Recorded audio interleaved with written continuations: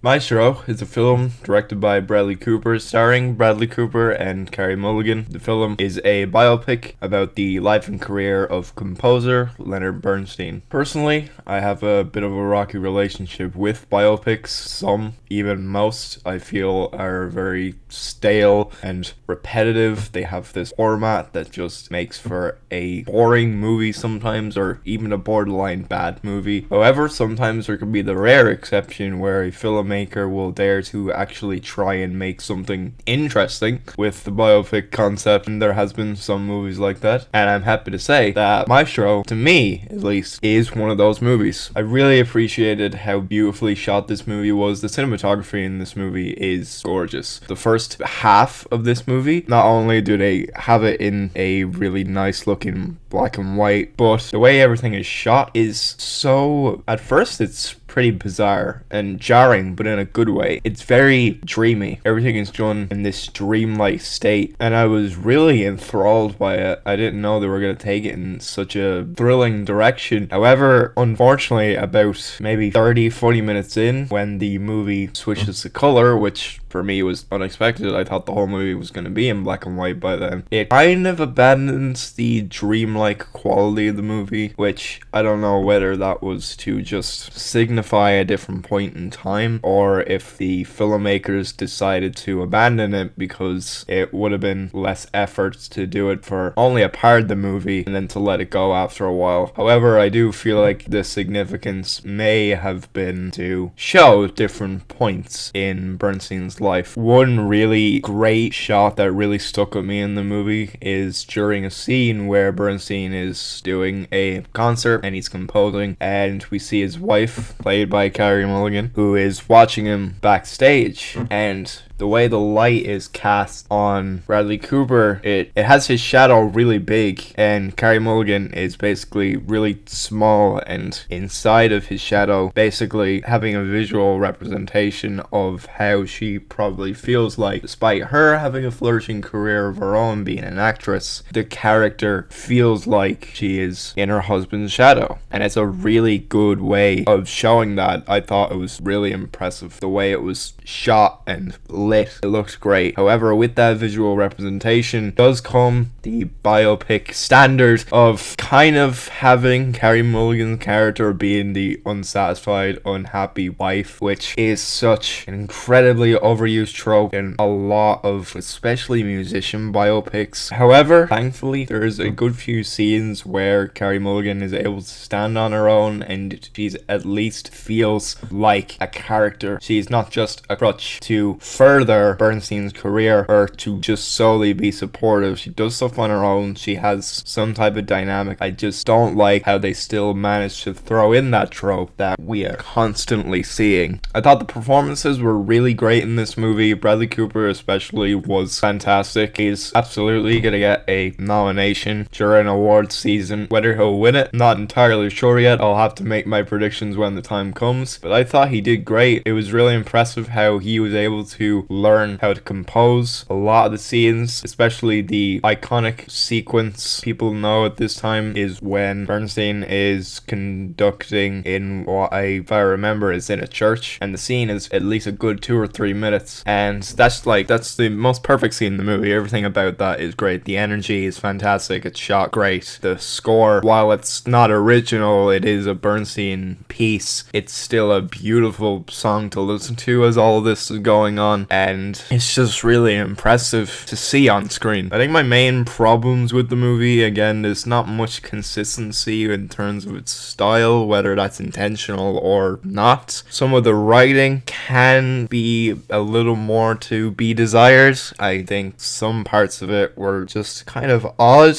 There was a moment in the movie where there's a really big emotional scene where the two characters are really going in on each other, and then as soon as that ends, it's almost interrupted by what could be a humorous moment, but makes sense in context of the film as it's at a certain point in time. I won't give away exactly what it is in case people are swayed away by it, but it's a very very jarring thing that happens, and I don't know if it was intended to be humorous or not. I think some of the pacing near the lower half of the movie does slog a little bit, but there's still occasionally some interesting things in there to keep it going. After I watched the movie, I did a bit of research on the guy's life, and by research I mean watching at least 2 videos showing how accurate the biopic was, and it's nice to see that there was at least a good bit of information that was true to form in the movie. Some parts were inaccurate, which is going to happen with these types of movies, but for the most part it was well researched, and they were able to put a lot of what actually happened in real life in the movie, which is always appreciated to see. Overall, despite some of its problems, I really enjoyed it. I'm giving Maestro 4 stars. It is beautiful, gorgeous, and thrilling, and while it's not really doing anything too different with the subgenre that it's in, I believe a lot of music fans will get something out of it, and anyone else that's interested in checking it out will have a good time.